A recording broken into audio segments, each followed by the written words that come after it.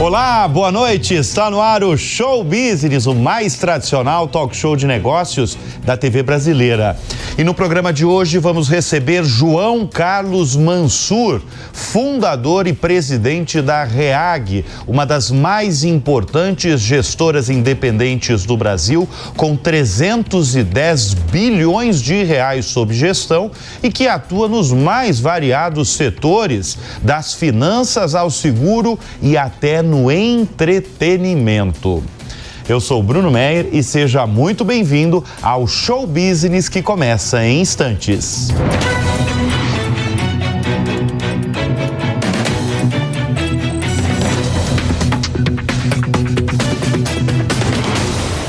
Ele é formado em ciências contábeis, começou como trainee de auditoria externa e se tornou um dos mais relevantes empresários do setor financeiro, real estate e entretenimento do Brasil. Nós vamos conversar nesta edição do Show Business com João Carlos Mansur, fundador e presidente da REAG. João Carlos Mansur, obrigado pela presença em nosso estúdio.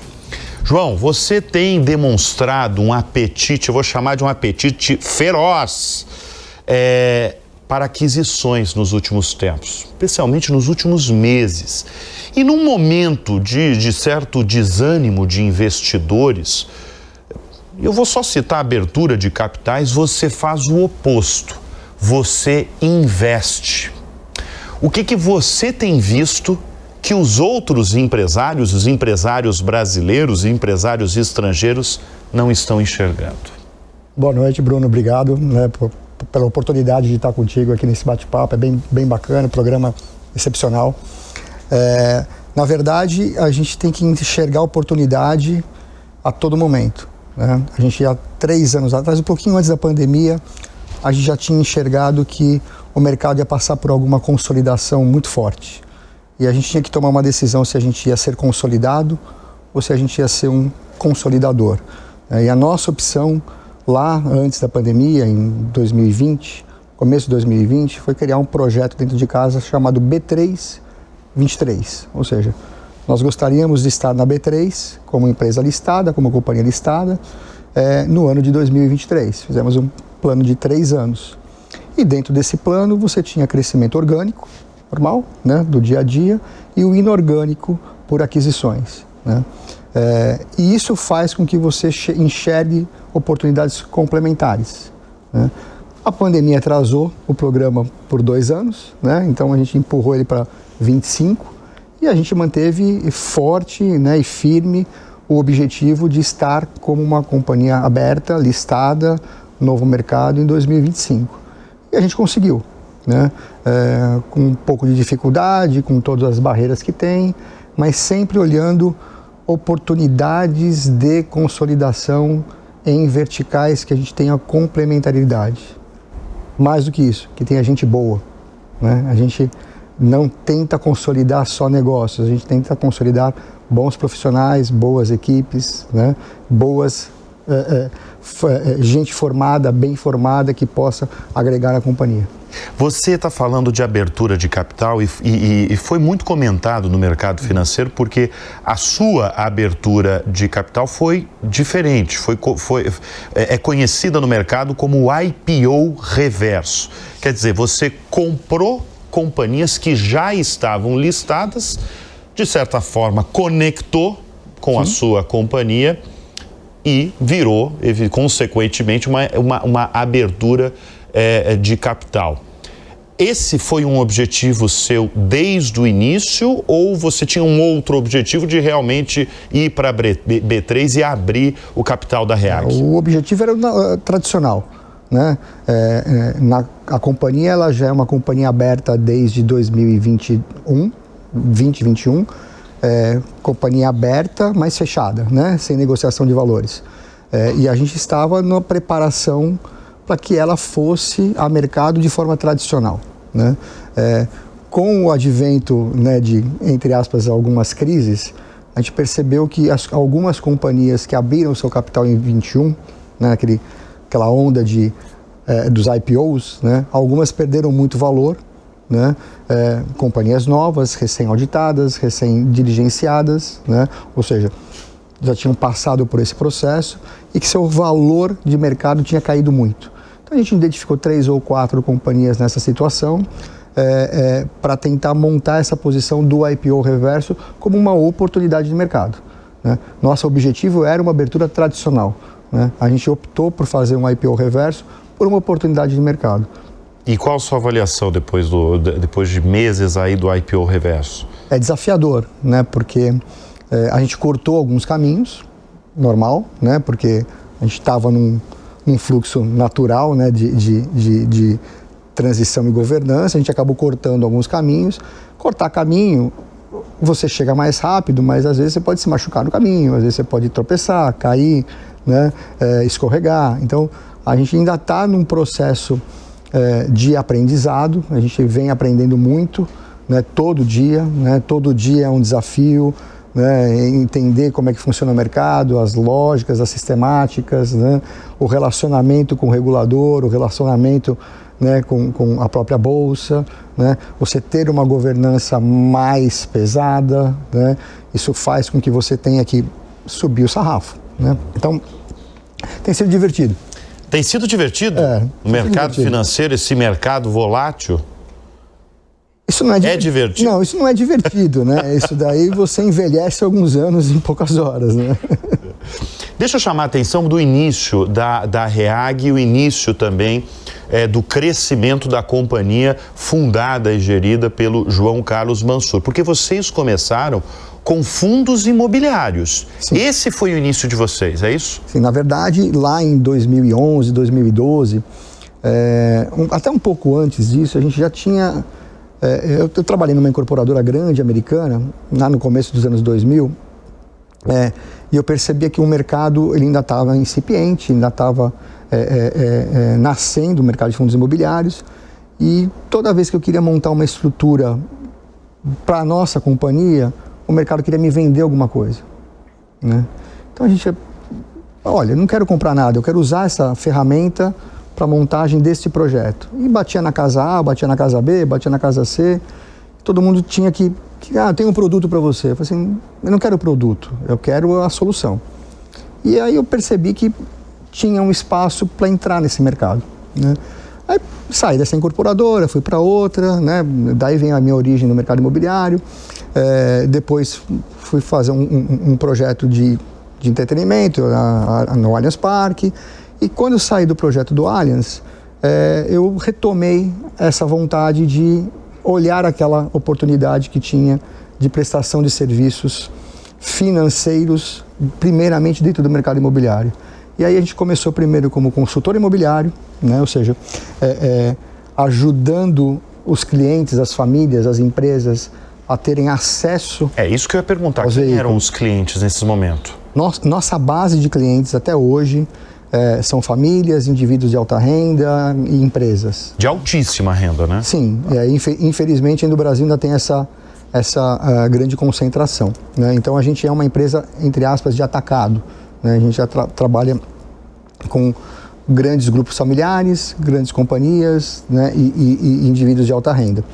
Então a gente percebeu que tinha ali um espaço para ocupar, né? Então a gente entrou primeiramente como consultor imobiliário, dando consultoria para essas famílias, para essas empresas em montagens de estruturas lastreadas nos seus imóveis. E aí a gente foi percebendo que o cliente precisava de mais coisa, né? E de consultor a gente virou gestor, de gestor a gente virou administrador, de administrador a gente virou financeira, financeira seguradora, seguradora securitizadora, ou seja, a gente foi trazendo para todo esse ecossistema o que o cliente precisava. Né? Nada diferente do que a demanda do cliente traz. Quem sente isso, essa necessidade do segmento, do setor, é você? Você tem um time focado para isso? Ou é só você? Você usa a sua intuição? Não, na verdade, a gente conversa muito com a equipe.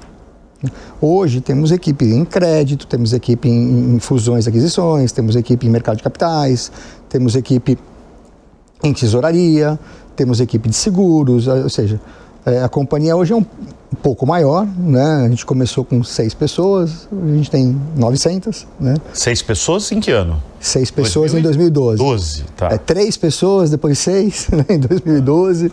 E hoje a gente está aí com perto de 900 pessoas. Claro, a gente escuta muito o que o cliente traz. Tá. Muito, né? A gente tenta estar do lado do cliente, sentar na cadeira dele, né? Tudo que a gente sempre faz. Hoje de manhã, estava num cliente, num potencial cliente grande, né? Uma organização muito grande. Eu falava, olha, eu vou estar do teu lado, né? Nossa posição, eu nunca vou te vender nada. A gente vai sentar do teu lado e vai ver o que é bom para você. Às vezes o nada é a melhor situação para você. E por ali a gente tenta encaixar a necessidade que aquele conjunto de indivíduos tem naquele momento ou ao longo da sua carreira. Então, pelo que você está falando, você escuta muito mais, usa a intuição e vai fazendo negócios. É isso, Mansur? É isso. Eu aprendi ao longo desses anos todos que a gente tem 2 ouvidos, 2 olhos e uma boca, né? Ou seja, quando a gente escuta mais, observa mais, a chance de errar é menor. Vai errar, todo mundo erra, né? Mas a chance de você errar é muito menor. E se colocar no lugar do cliente, que é o que a gente chama hoje da empatia, né? Ou seja, na hora que você está sentado na tua cadeira, estou usando o seu sapato, eu sei onde aperta, eu sei onde dói, se o ar está frio, se o ar está quente, né? Então, as instituições, né, se ela começar a escutar o cliente, muitas escutam com primazia e algumas não, algumas vendem produtos, né? Então, a gente admira aquelas que olham para o cliente e resolvem o problema do cliente. Como eu apresentei você é um dos grandes nomes hoje do setor financeiro, de real estate e de entretenimento do Brasil. Eu queria que você definisse, você já definiu brevemente, mas eu queria entender, eu queria que você mostrasse para a nossa audiência quais são hoje os braços de negócios da REAG. O que é a REAG? Ela não é só uma gestora independente. Não. Ela é muito mais do que isso. Não. Hoje nós temos 4, 5 grandes verticais, né? Nós temos uma vertical de gestão de recursos, gestão de patrimônio. Ela se divide em 2 polos centrais. Produto, ou seja, produtos que a gente vende a mercado, ou seja, você tem ali um fundo imobiliário, você tem ali um fundo de participações, você tem um fundo de crédito, né? São teses que a gente tem em casa, que a gente coloca isso em produtos e vende ao mercado, vende aos nossos clientes. E gestão de patrimônio, propriamente dito, né? Famílias, empresas, indivíduos de média e alta renda que a gente faz essa gestão patrimonial. Então isso é uma caixinha chamada REAG Investimentos. É o maior negócio de vocês hoje? Não. Tá. Não, é um negócio relevante, mas não é o maior negócio, né? Então, essa caixinha é uma caixinha muito importante, né? Porque ela gera as demandas das outras caixinhas, que é o cliente está aqui, né? Então, ela gera as oportunidades que a gente tem dos 2 lados, porque às vezes eu tenho um cliente com uma oportunidade X e eu tenho um investidor com apetite Y, então a gente junta os 2 dentro de casa. A gente gosta muito de fazer isso. Então, essa é uma vertical. A gente tem uma vertical de serviços financeiros, que ela veio no segundo momento, né? Então a gente era consultor, virou gestor, depois virou administrador. Serviço financeiro no Brasil era o patinho feio. Ninguém gostava de fazer, era um negócio jogado do lado, não tinha tecnologia, era muito braçal, né? Era uma coisa sem charme, né? Com o advento da mudança tecnológica nos últimos 10, 15 anos, né, com a subida disso, o serviço financeiro ele tomou uma importância muito grande e cresceu em escala, né? Claro, automatização, informatização, então você acaba fazendo com que aquele processo que era muito manual, que era muito bookkeeping, que a gente fala, né, de escrever contabilidade, ele passa a ser um viés importante para aquela caixa do lado da gestão, né? E muitas vezes para o cliente. Porque às vezes o cliente precisa de uma solução e o seu parceiro de serviço financeiro ou não entende, ou não sabe, ou não quer fazer, né? Então, essa caixa do serviço financeiro, ela cresceu junto, né, com a Caixa de Gestão, cresceu muito, né? A gente é uma empresa relevante em serviço financeiro, a gente é a maior empresa administradora de recursos independente do Brasil. Independentes, né? Independente. Abaixo dos bancos. Os bancos são os bancos. Os bancos são os bancos, eles são os grandes, bancos tradicionais e tal. Eles Vocês estão... A gente, no geral, a gente é a 8ª companhia pelo ranking da Ambima em volume, geral. Em volume. Né? Acima da gente tem um estrangeiro, que era um independente, ele foi comprado por uma companhia estrangeira, e os bancos. Né? Abaixo também tem alguns bancos, mas a gente está ali no primeiro descendo. Para ver o tamanho da ascensão de vocês em pouco tempo, hein, Mansur? Trabalho, né? Trabalho. Você escuta o cliente, vai e trabalha. Cliente bem atendido, fala pro amiguinho do lado. E teve muito banco que caiu nesse tempo? Sim. Teve. É que este não é o negócio principal do banco. Sim, A gente tem que lembrar que esse é um negócio acessório do banco. E para nós é o negócio principal. Né?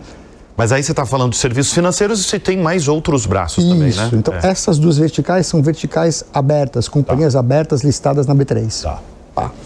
Aí nós temos uma vertical que a gente chama, que ela se quebra em duas, que a gente chama de BCS, Banco Central, SUSEP. Né? Ou seja, a gente tem uma financeira, uma participação relevante numa financeira, a gente tem uma IP, uma instituição de pagamento, e a gente tem uma participação minoritária num banco comercial. E do lado de cá a gente tem uma seguradora, basicamente uma seguradora de crédito, né? Risco de crédito. Então, que é aquela que em outubro de 2024 você bateu o sino, não foi? Não. Você tem outra ainda? Não, tem outra. A gente vai descobrindo vai aparecendo. Vai aparecendo os negócios aí de João Carlos Mansur. Vai aparecendo. E tem uma vertical de investimentos. Né? Essa vertical de investimentos, a gente tem participação numa companhia aberta de infraestrutura e concessões públicas, que é a Azevedo Travassos, uma empresa secular, né? Uma das mais antigas listadas da Bolsa, 40 e poucos anos.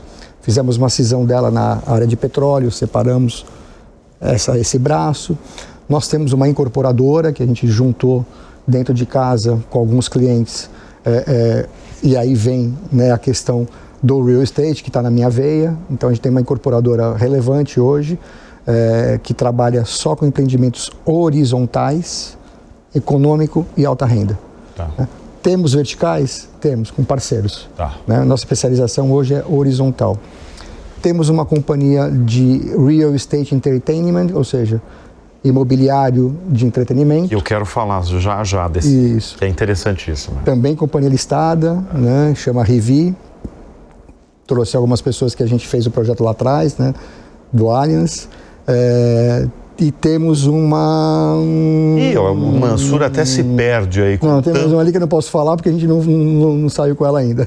Ué, você não vai contar para nossa audiência? Ainda não posso porque a gente está em período de silêncio. Mas eu trago primeiramente aqui. Por favor. Ô Mansur, deixa eu pegar talvez um dos inícios aí de vocês, que é a gestão de fortunas, né? De grandes fortunas. Sim. De pessoas, de instituições. Você tem falado que você escuta muito as pessoas, as instituições. Sim. O que elas têm falado do atual momento econômico do Brasil? É um desafio, né? Todo mundo fala que a gente está vivendo um período de desafio, não só local, como desafio global. Né? A gente tem que olhar por vários prismas, né, os desafios. Tem o desafio de inflação global, pós-pandemia. A gente naturalmente já tem o desafio do pós-pandemia, né? Ou seja, saímos de uma situação complexa para uma situação pós-pandemia. A gente está 2, 3 anos fora, né, daquela situação que a gente viveu. Então a gente tem o desafio de inflação global, a gente tem o desafio de taxa de juros globais mais altas, né? A gente tem desafios de guerras comerciais, né? De embates comerciais muito fortes entre nações, né?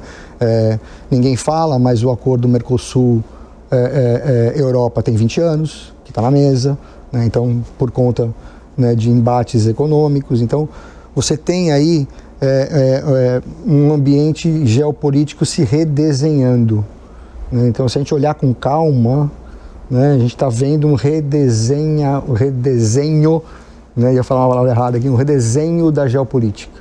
Né? Você tem aí a geopolítica indo um pouco mais para o Oriente, né? O Ocidente se enfraquecendo um pouco mais, consumo, demanda, né? Tem países importantes e populosos no Oriente hoje, né? Antigamente era só Japão, então você tem Japão, China, Índia, né? Toda a parte de Indonésia, você tem a Rússia para lá de cá, então você tem um peso de consumo populacional importante no Oriente, né? E o Ocidente ainda muito lastreado em Europa, Estados Unidos, né? A África ainda não deu aquela decolada que esperava-se há 20 anos atrás, né? Pode ser que a gente ainda tenha, né, alguma novidade na África nos próximos anos, mas você tem um redesenho de geopolítica. Isso Mas essas famílias